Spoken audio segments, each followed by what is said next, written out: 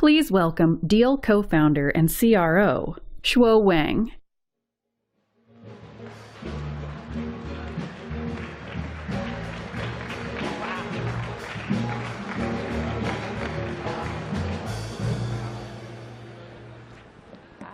Well, thank you. Thanks everyone for being here. I feel so honored because the team tell me that, hey, you'll be on stage today, but I didn't think it will be this big. Okay.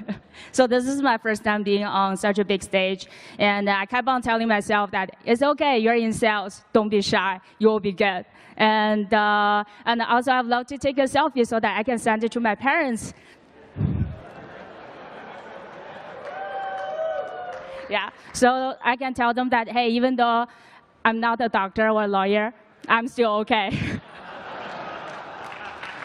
Okay. All right. Thanks everyone for being here today. And I would just love to share with you a little bit of Deel's journey, including myself, and like some of the learnings I've learned in the hard way with all of you. Okay, so.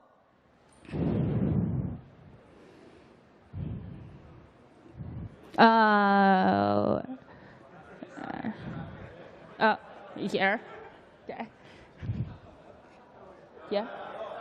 Oh, is there? Oh, wow. Okay. Okay. Okay, cool. Thank you. Yeah. So looking at the right direction is always a good start. Okay. So. Exactly. So when we build good strategies, we need to figure out which direction that we should go, right? So that's why I would love to share a little bit more about Deel. So we founded the Deel at early 2019. So we got accepted by Y Combinator, and then spent 3 months at YC, learned a lot, learned how to find product market fit, be able to build something that people want. And then later on, after 1 year of product improvement, generate a little bit sales, we did our Series A in 2020, May.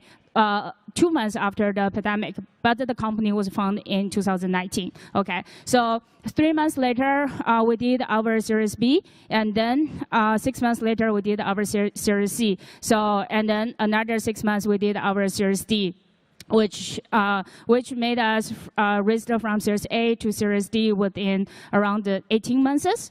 And by the end of 2021, we did a $50 million ARR. And then by the end of March 2022, which is Q1 this year, we hit our $100 million ARR milestone. So based on the chart, we are the fastest growing SaaS company today. Yeah, but everything looks really, really good, right? On the previous milestones or roadmap. But there are things that, we have tried, failed, and then we restarted, right? So at the very beginning, as I said, looking at the right direction is very, very important, right? So I tend to look forward instead of sideways. For example, when we first got accepted to Y Combinator, we want to build a payment platform that empowers international talents to get paid on time in a compliant way, and also to make sure that companies to hire international talents be able to send the payments in with the most efficient way. So that's the idea of Deel, and then also. Work remotely is a big trend at that time, and also there is a huge talent shortage in the Bay Area. I remember a friend of mine, his name is Florent. He works at LinkedIn. He's from France, and then he was able to stay at home 3 days, work from home 3 days per week instead of 5 days. 5 days in his office in Mountain View, right? So at that time, I was thinking, hey, if big company like LinkedIn, like Google are already supporting that model, and then with the advancement of technology such as Slack, such as Zoom, such as Google Meet, I think work from home is going to be the big trend. So that's why we decided to found Deel with the idea of build a payment platform to empower international independent contractors to get paid on time. We use that idea, apply the Y Combinator, but during our time at YC, everyone loves the idea, but everyone hates the product. No one wants to use our product for 2 weeks.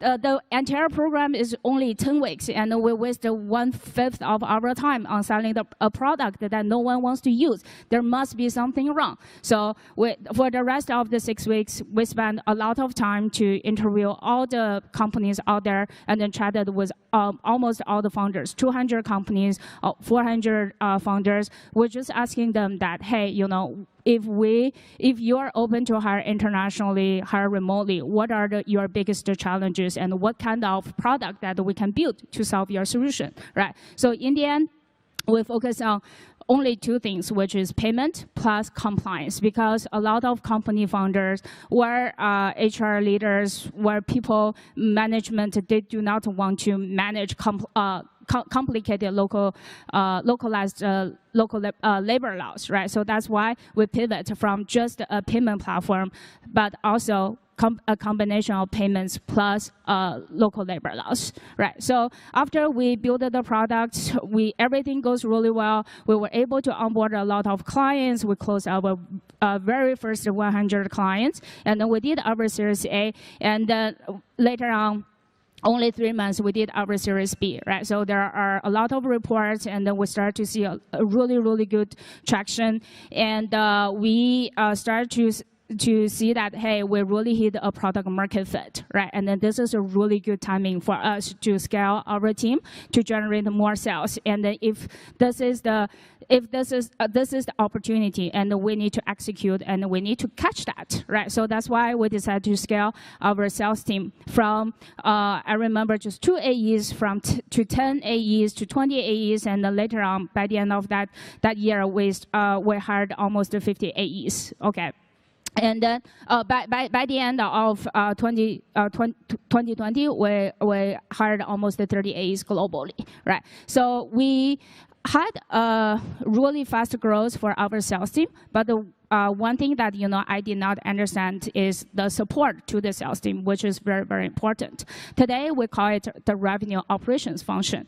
So what's the definition of revenue operations is the operations team that supports the revenue function, which they can support sales, design the quota, design commissions, and then design go-to-market strategies and leverage data to make the good strategies for the team, right? But with the large number growth of scale, the sales team, we didn't have that function. That's made us reduced our productivity per AE, and also we run into a very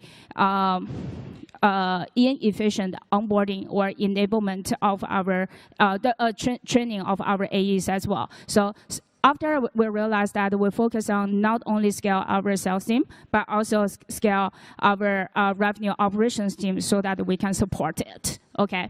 So after that, after we scaled our AEs, after we add more marketing, we have a lot of inbound leads, we have a lot of growth, and then we start to see the business start to grow exponentially. But the thing is, with a huge incoming traffic, we didn't really scale our support team to support that huge demand and huge need, right? So everyone in the support team or customer success team is a little bit burned out, including myself, because at the very beginning, I was on support. I would be on intercom 24/7, even though during my night times while I was asleep, I dream about intercom. And I dream about the clients telling me that, hey, I did not receive my payment today. What is going on? And then, so, support is one of the functions that we definitely care about, and we would love to deliver the best customer experience possible. So because of the huge traffic that we have, as well the increased traffic that we have, and then we didn't increase our headcount planning for the support team. So our response time and then the satisfaction of our clients to our support team has decreased a little bit. Yeah. So in that case, like, we still want to maintain the high standard. We still want to see, like, 4.9 on Trustpilot instead of 4.7, right? Because I'm Asian, I'm super competitive. Everything needs to be perfect. Yes. So we decided to scale our support team.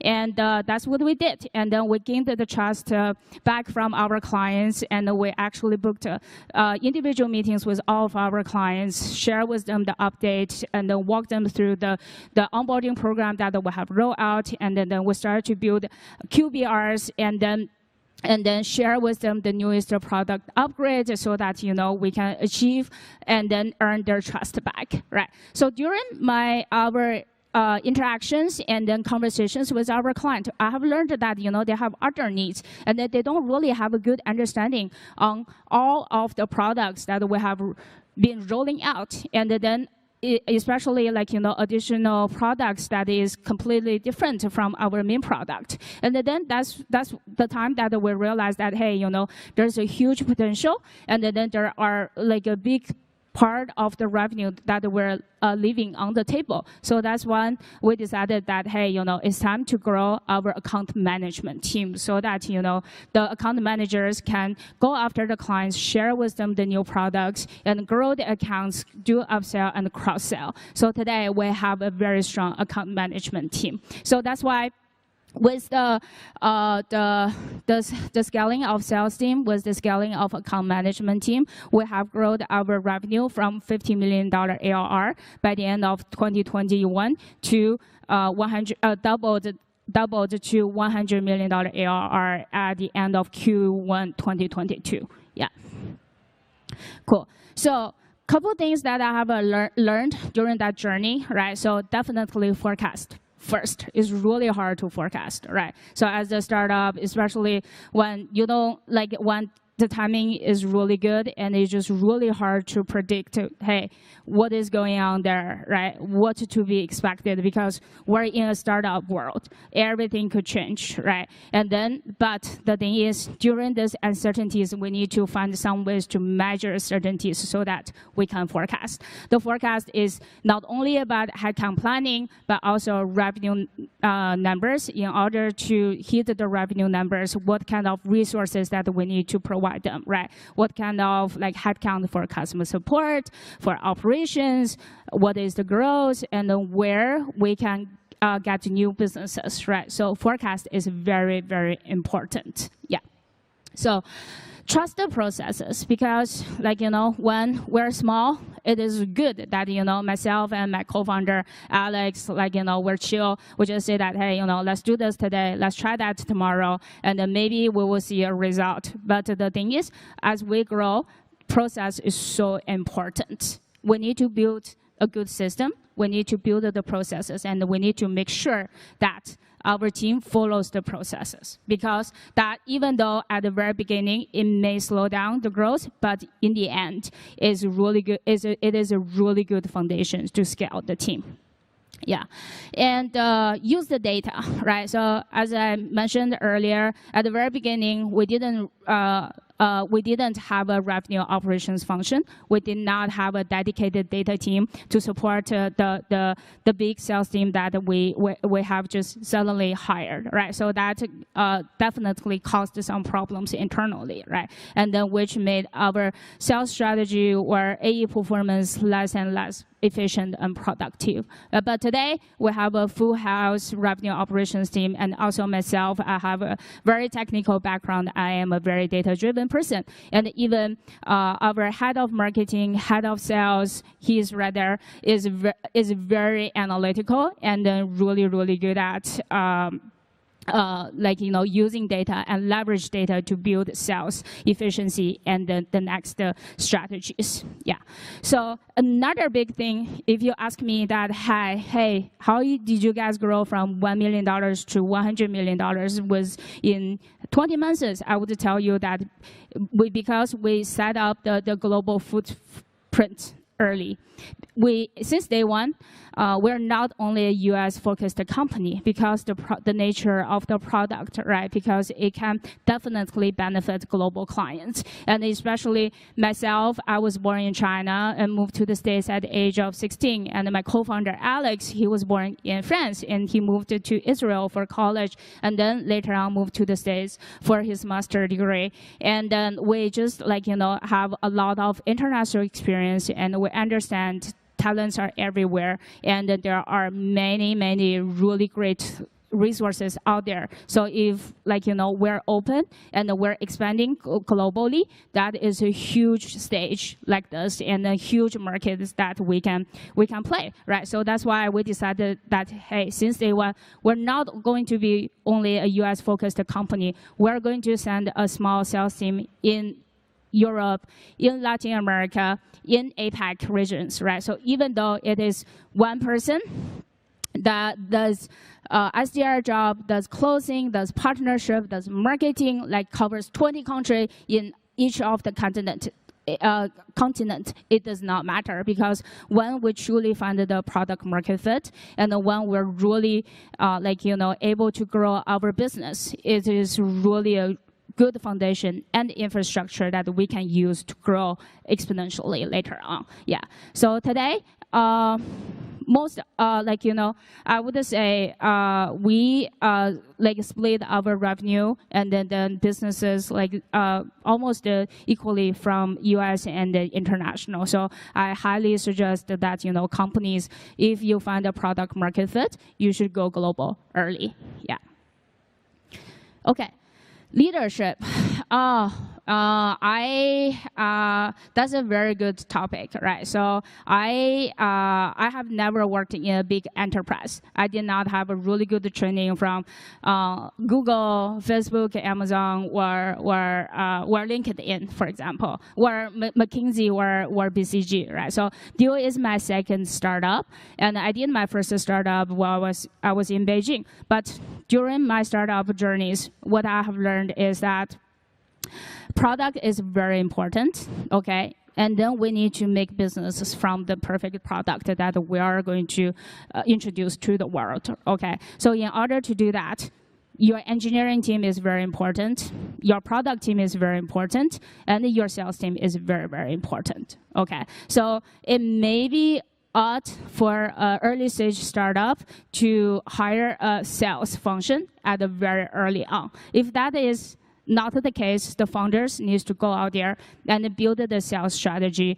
and then develop the pitch so that you understand what is going on with your business. So that's why today my title is CRO. It is really rare to see to have a founder as a CRO, right? And then but I'm enjoying this role. And then basically what I have been telling my team is that the key function of this role is making money for the company. Okay, so so if you are in charge of making money for a company, and then you will be able to oversee the most efficient way to produce revenue, and you will be able to leverage the core data internally to develop the best strategies for go-to-market function, right? So I think, and then also at the very early on, I also cared a lot of culture, and because we're a fully remote company, and it is very, very important that everyone that we hire can adapt to this remote culture and then is comfortable to work remotely. So for the first 400 people that we hired company-wide, I interviewed all of them just to make sure that the culture is aligned. They can get a project done independently, and then they can be the good foundation, the good base for the company, right? So I think most of the first 400 employees are still with us today, but it's really early to say because we're only 3 years old. Yeah, and then here, I think another thing that is very, very important is that, always listen to your team.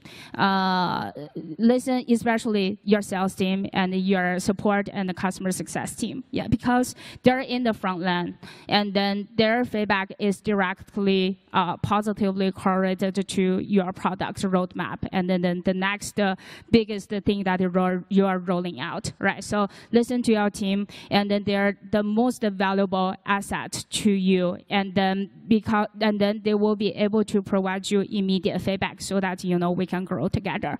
So even today, even though today I'm not on Intercom, I'm not on Zendesk 24/7, but I still review the tickets, right? And then if there's anything escalate to me, and I would jump in and I would set up meetings with clients directly just to make sure that there are problems, there are payments, and then the employee get paid on time with no blockers. Yeah.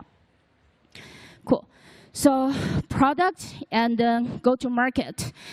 We, at the very beginning, we tried many different things, many different strategies, right? So just want to see, including go global early, and then it's really hard for us to identify which is the best country or market that we should invest in, right? So we tested all of them, with a very light investment, and then with a very simple model, very lean model. And after we learned, we failed fast, we learned, we found the solutions, we understand what is going on, so that based on our learnings, we execute we execute our strategies. There is a saying which is called deal speed. What does that mean? That is, we run things at the deal speed. We execute fast. We build product fast. We expand our business fast, right?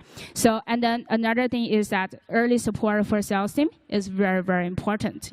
So that they have a really good understanding what is going on, and then also they will be able to understand their performance, understand the efficiency in a very analytical way. Because today, sales is not an art, it's a science, right? So we should run the sales team, build this process as an engineering project, leverage the data, build the systems, understand the fundamentals, so that we can put together a very efficient sales team, just like how we run engineering team or product team. Yeah. Sometimes churn is scary, right? But we cannot stop churn. There are many, many reasons that client churn from you. It may not because of you or your product or your team. It's just because the client wants to pivot. The client decided to change to a completely direction, right? But that is okay. That is okay. Churn, don't be afraid of churn, and then don't get too nervous of churn. As long as we understand that the clients still love us, and in the end, in the future, clients may come back to you and then start to use your product. Or if they will not use your product, they can still promote your product to their colleagues or to the other founders or to the other companies, right? So that is one of the biggest things that I have learned during this journey. Cool. So to summarize and then to recap, right? Always set clear milestones and the revenue targets, right? So because if we can break down those milestones and the revenue targets, we can have a really good and then clear communication, set the good expectations with the team, so that they are passionate and incentivized to hit the revenue target and the milestones together with you. Okay, but along the journey, there are some unexpected challenges, right? But we're running a startup. A lot of things are unpredictable, but that is okay as long as we trust the team, we work together, and then everyone is empowered to solve the problem together. We'll hit our target, right? And then another thing is data, again, is very, very important, right? So we should make decisions, leverage data. If we do not have data, we should find all kinds of ways to collect data. There are many times that we have changed our Salesforce setup so that, we can collect, data from our AEs when they won a deal, when they lost a deal, or when they got additional information from the client, right? So especially when we become a big company in the future, data is the foundation to make efficient strategies. Yeah. So overall, I think